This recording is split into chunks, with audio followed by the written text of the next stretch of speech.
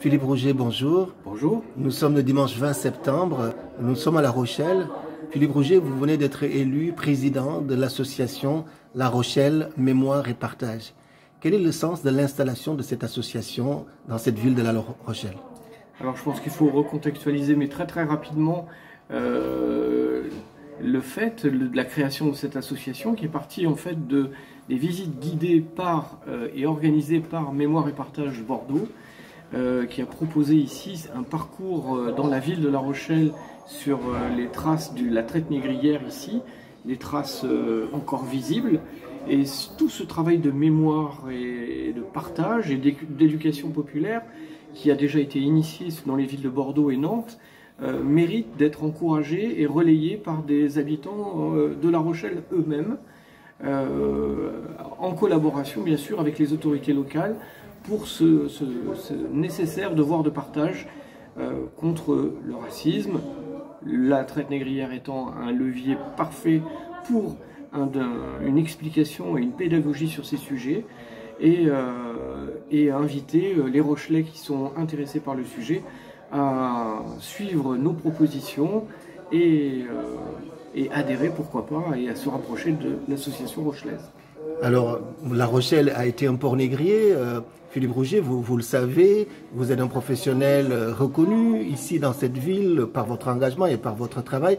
Qu'est-ce qui fait que vous décidez de vous lancer un peu dans cette activité-là et dans ce projet associatif? Eh bien, je crois qu'à travers ce thème de la traite négrière, le lien avec un certain nombre de faits de l'actualité récente et de tendances aussi qui existent, mérite un vrai travail de mise en lumière et de connaissance de faits historiques ici à La Rochelle, qui se sont imprégnés, comme partout en Europe, dans la conception même de l'être humain et de la différence. La traite négrière a posé les bases du racisme tel qu'on le connaît aujourd'hui.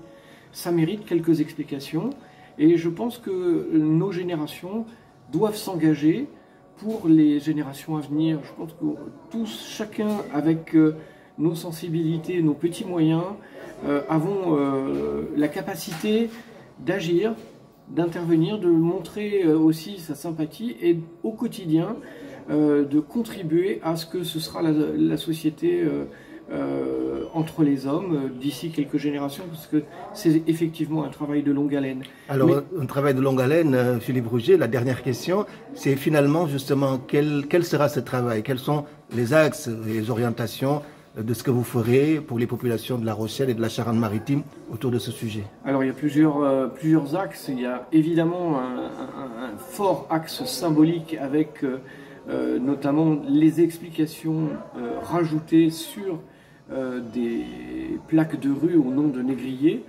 Une mesure symbolique et peut-être aussi le débaptême, débaptiser carrément le square Rasto du nom du plus gros négrier rochelais, du plus important négrier rochelais.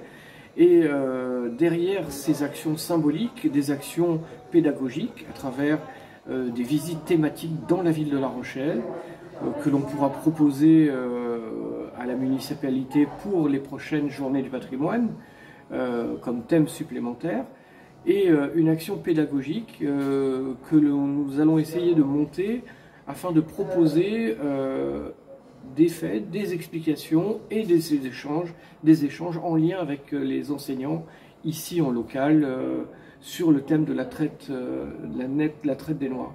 Sur le thème de la traite des Noirs, Philippe Rouget, c'est un grand programme que vous avez là et une grande ambition. En tout cas, Mémoire et Partage Bordeaux vous souhaite bon vent, bon succès, et nous serons à vos côtés pour vous aider, pour vous accompagner dans le travail que vous allez faire. Merci beaucoup. Merci, c'est très important pour nous aussi.